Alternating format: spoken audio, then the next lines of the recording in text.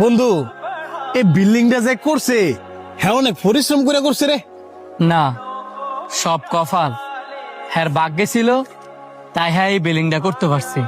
কি কস, পরিশ্রম না করলে কি হ্যাঁ এই বিল্ডিংটা করতে পারলো হইলে? ভাগ্যে না থাকলেও তো হ্যাঁ এই বিল্ডিংটা করতে পারলিল না। তার মানে তুই মানতে চাইতেছস না হ্যাঁ যেটা পরিশ্রম দিয়া করছে? না, ঠিক আছে, তোর অক্ষণে প্রমাণ করে দাইতাছি পরিশ্রম ছাড়া যে কোনো কিছু সম্ভব না। তোর মোবাইলটা দে। নে। এই যে তোর মোবাইলটা এনে রাখলাম, এখন তুই পরিশ্রম না কইরা তোর ভাগ্যের জোরে মোবাইলটা তোর হাতে নিয়ে দেয়া আছে দি।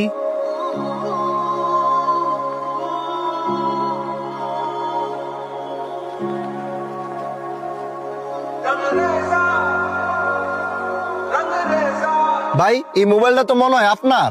জি আমার, ধন্যবাদ। মোবাইলটা কিন্তু আমার ভাগ্যের জোরে আমার হাতে আইছে।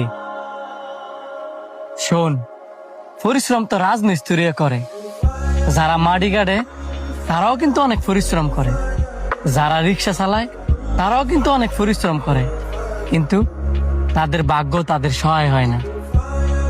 আবার আমি এমনও মানুষ দেখছি যারা কিনা চা বিক্রি করিয়া, পেপার বিক্রি করিয়া কোটি কোটি টাকার মালিক।